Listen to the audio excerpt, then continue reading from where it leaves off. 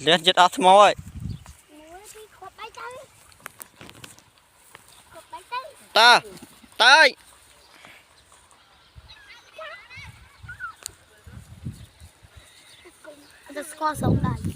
Cái liền về lừa từ sầm lái thôi.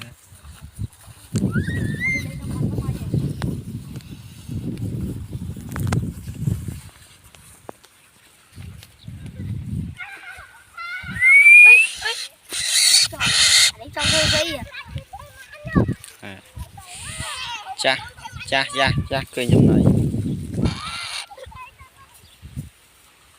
Con thêm kia, con thêm kia hồng anh con thêm nữa. Ai biết cười. Cái này phải cái nhông rồi. Cầm ai biết cười. Bài rồi lại. Mình cùi mũi ti ta. Tới cho sạch mũi canh hơi á. Nó ngày ai tăng chùm mũi trôi luôn á. Bên tay cầm ai biết cười nha. Ê tay.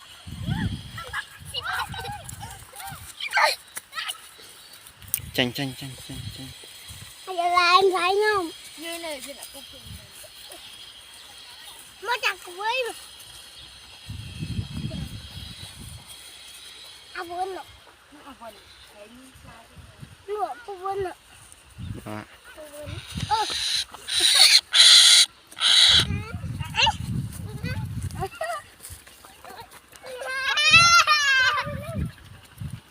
Tay.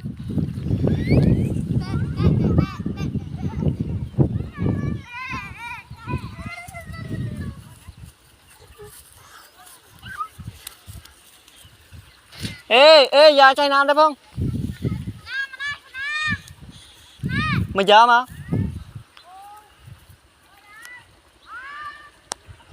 Dạ chơi đi.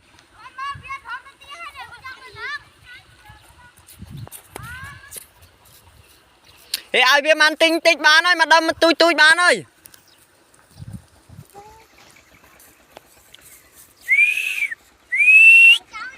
Đau á.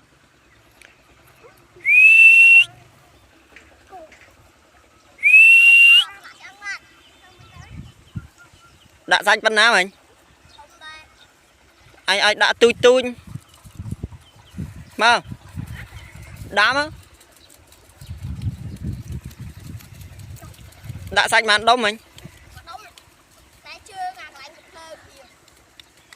Ơi bị chọp mót rồi. Chọp mót đó. Thế vậy. Thật bắn lắm. Ôi. Ê. Lươn tích.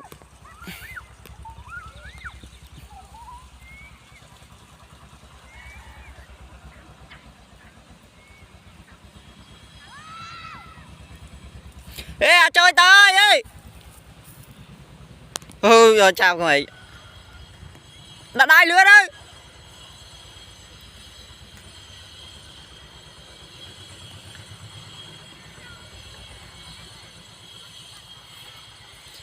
Bê biết tới đã đai với lươn tới cầm thơ định mạnh.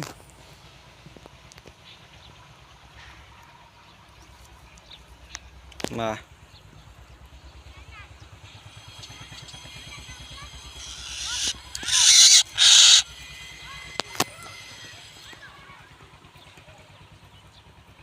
lươn ơi.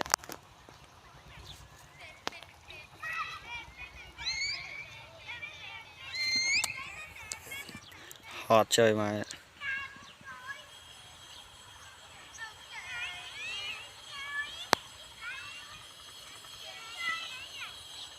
Công cúc bia. Mà.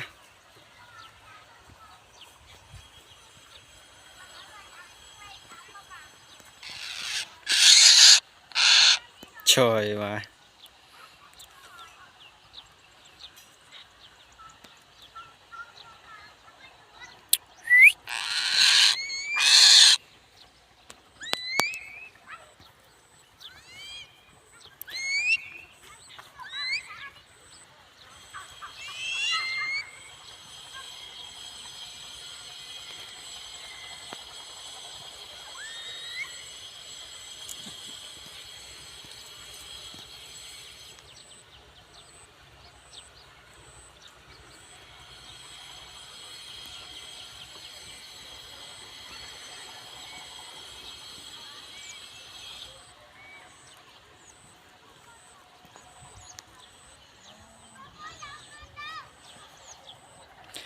sàn đang cho tới cái tá xế mà đôn á đã thôi khởi là hao đó đã mà đôn thôi khởi mà đôn pi châm hiên á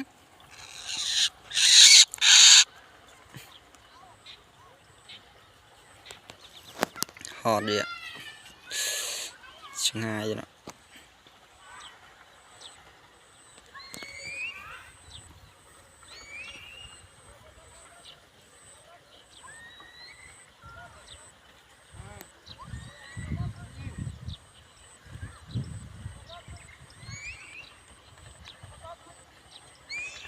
Ê.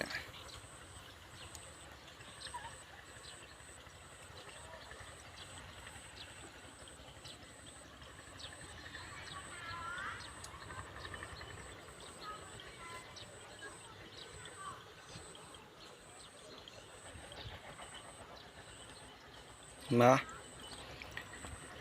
hai bên ơi lượt đây ô mà này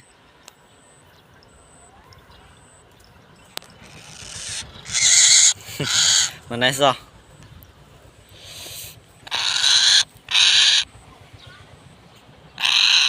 những kia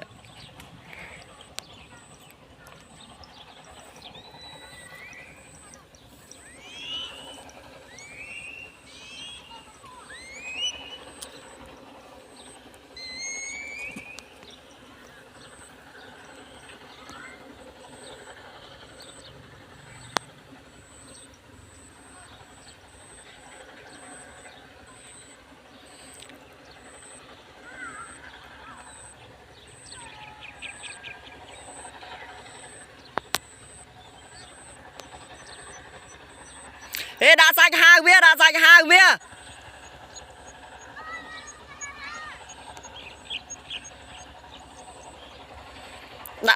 bên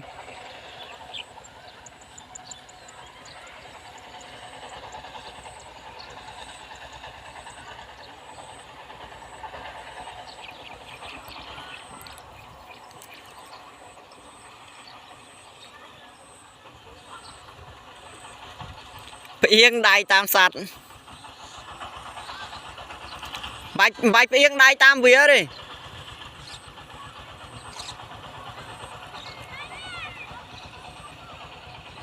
mà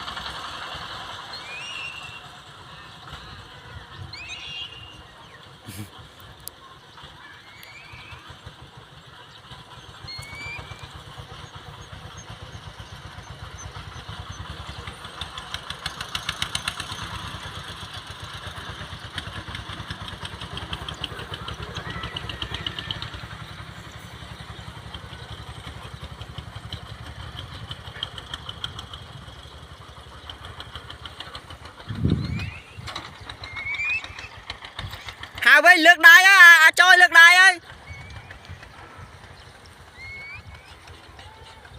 cha tôi vừa nha lượt đài là ho đó mày hốt tê lượt đài là ho tê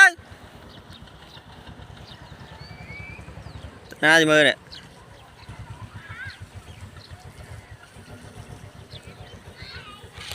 trời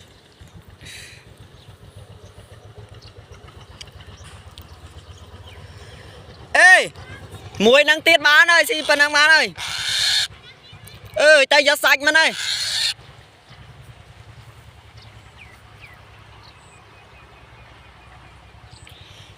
ê tay giật sạch mình ơi 20 năng tiết tay giật sạch mình ơi hai ơi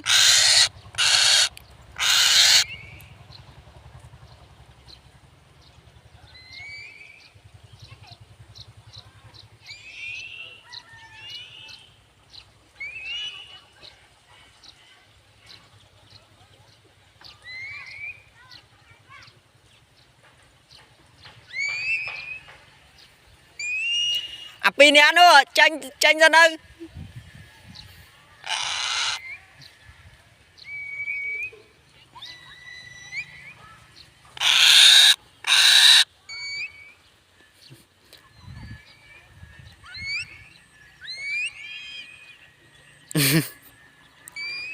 từ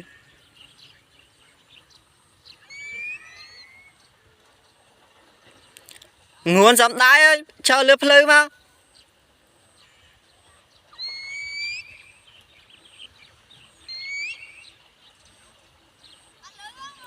hot bia mà bán này mà hot được